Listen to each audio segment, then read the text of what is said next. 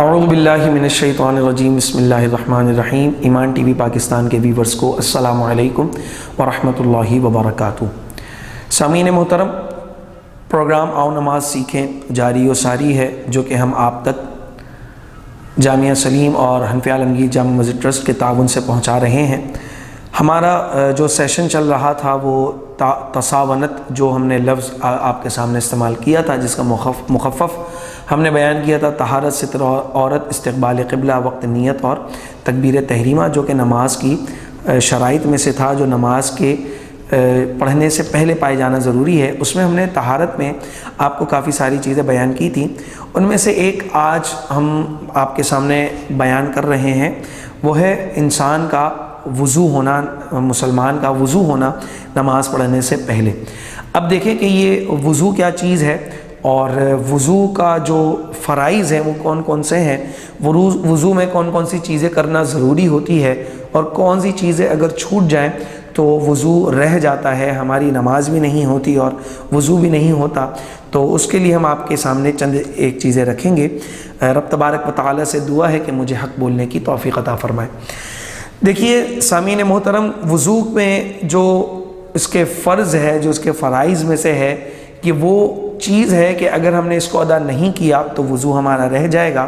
اس کے لیے رب تبارک و تعالی نے فرمایا، یا ایھا الذین آمنوا اذا قمتم الی الصلاۃ فاغسلوا وجوہکم وایدیکم الی المرافق وامسحوا برؤوسکم وارجلکم الی الکعبین۔ رب نے فرمایا کہ اے ایمان والو، جب تم نماز کی طرف کھڑے ہو، نماز کی طرف تم ارادہ کر لو، تو فاغسلوا وجوہکم، اپنے چہرے کو دھو۔ اب اس کو کتنا دھونا ہے یہ انشاءاللہ ہم آپ کو ابھی بتاتے ہیں۔ وَأَيْدِيَكُمْ إِلَى الْمَرَافِقِ، اور اپنے جو ہاتھ ہیں ان کو کونیوں سمیت یا کونیوں تک دھو۔ وَامْسَحُوا بِرُؤُوسِكُمْ، اور اپنے سر کا مسح کرو۔ وَأَرْجُلَكُمْ إِلَى الْكَعْبَيْنِ، اور اپنے جو پاؤں ہیں اسے ٹخنوں تک یا ٹخنوں سمیت دھو۔ اب یہ دیکھیں ہمارے پاس چار فرض نکل کر آتے ہیں۔ نمبر ایک، چہرے کا دھونا۔ نمبر دو، دونوں ہاتھوں کو کہنیوں سمیت دھونا۔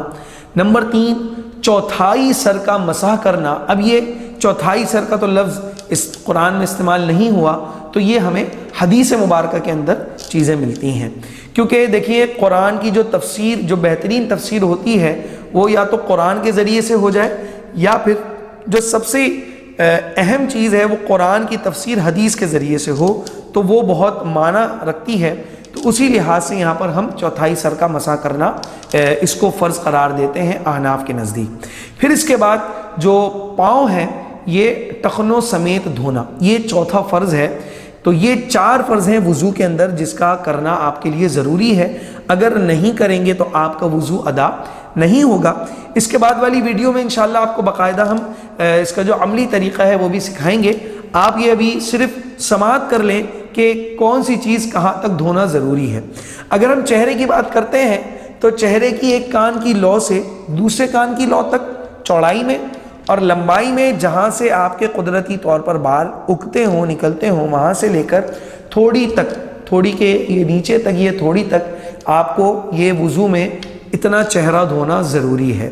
اگر اس میں سے یہ نہیں دھل سکا، کوئی حصہ رہ گیا، تو آپ کا وضو ادا نہیں ہوگا۔ اور علماء کرام نے یہاں پر دھونے کی تعریف لکھی ہے کہ ہر ایک جو آپ کا عضو ہے چہرے کا، وہاں سے 2 بوند پانی بہہ جائے۔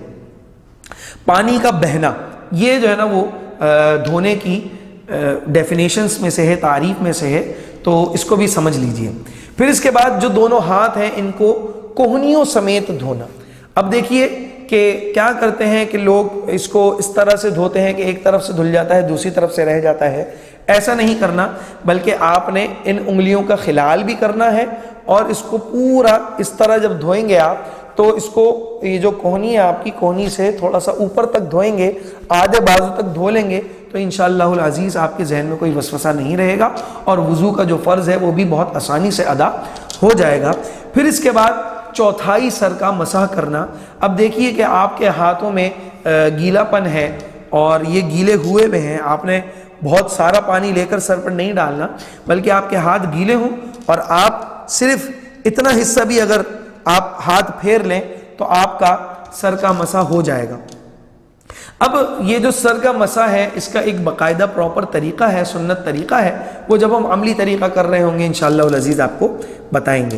تو چوتھائی سر کا مسح کرنا، اتنا کہ آپ کا بس ہاتھ گیلا ہو اور آپ اس پر پھیر لیں تو وہ مسح ہو جائے گا۔ پھر اس کے بعد آپ نے پاؤں کی انگلیوں کا بھی خلال کرنا ہے، اور پاؤں کو بھی آپ نے ٹخنوں سے کچھ اوپر تک دھونا ہے۔ علماء کرام فرماتے ہیں کہ آدھی پنڈلی تک اگر اس کو دھو لیں گے تو آپ کے ذہن سے وسوسہ خارج ہو جائے گا، اور آپ کو یہ یقین ہو جائے گا کہ میرا جو وضو ہے وہ ادا ہو گیا۔ اور اس کے جو فرض ہیں وہ یہی ہیں۔ اس میں جو مزید مسائل انشاءاللہ اگلی ویڈیوز میں ہم آپ کو وقتاً فوقتاً بتاتے رہیں گے۔ وآخر دعوانا ان الحمد للہ رب العالمین۔